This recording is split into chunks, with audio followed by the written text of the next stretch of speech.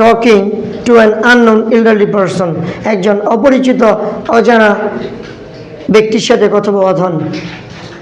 Shimul is a student of class 6, Shimul ষষ্ঠ শ্রেণীর একজন ছাত্রী। She meets an unknown elderly person standing just outside her house, তার বাড়ির ঠিক পাশেই দাঁড়ানো একজন অপরিচিত বয়স্ক মহিলার সাথে তিনি কথা বলতেছেন। Shimul: hello, good afternoon aunty. Hello, good afternoon, শুভ অপরাহ্ন। No response from the lady, অর্থাৎ ভদ্রমহিলা থেকে আর কোনো প্রকার উত্তর আসেনি। Shimul: excuse me, are you looking for someone, আপনি কি কাউকে খুঁজছেন? মে আই হেল্প ইউ, আমি কি আপনাকে সহযোগিতা করতে পারি? Oh hello, sorry I didn't get you. Aunty বলতেছেন, দুঃখিত, আমি তোমার কথা বুঝতে পারিনি। Shimul: I saw you standing here for long time, আমি অনেকক্ষণ যাবত দেখতেছি আপনি এখানে দাঁড়িয়ে আছেন। ক্যান আই হেল্প ইউ, আমি কি আপনাকে সহযোগিতা করতে পারি? আন্টি: থ্যাংক ইউ ডিয়ার, ধন্যবাদ। I am waiting here for my daughter, আমি এখানে আমার মেয়ের জন্য অপেক্ষা করতেছি।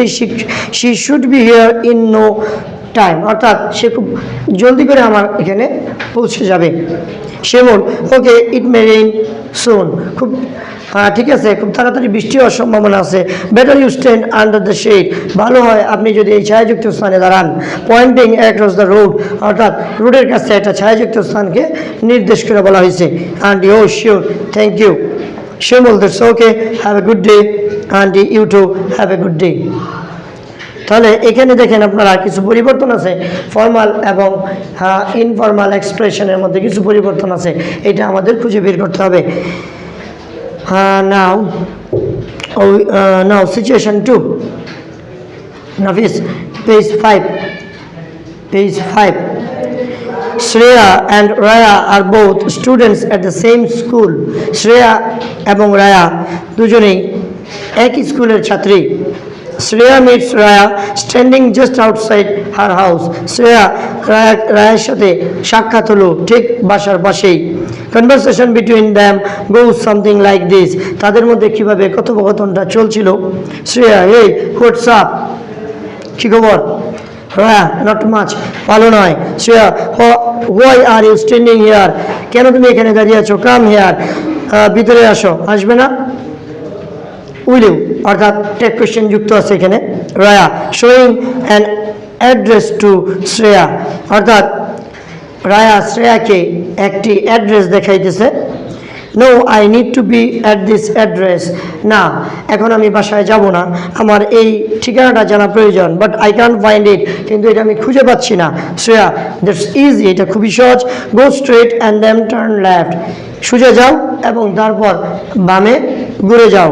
This house should be the third on your right, অর্থাৎ তোমার ডান দিকের তৃতীয় বাসাটাই এই ঠিকানা। রায়া: ইউ ডোন্ট সে, তুমি ঠিক আছে, তোমাকে ধন্যবাদ। I just have come from that direction, মাত্রই আমি এই দিক দিয়ে আসলাম। I must have missed it, আমি ঠিক এটা ভুল করেছি। Shreya: yes you must have, হ্যাঁ এবার তুমি অবশ্যই পাবে। Raya: I am in a bit of hurry, আমার কিছুটা তাড়া আছে। সাম আদার টাইম পারহ্যাপস, তোমার সাথে কথা হবে অন্য যে কোনো সময়। Shreya: alright, don't forget I owe you one, অবশ্যই ভুলবে না, আমি তোমাকে স্মরণ করবো।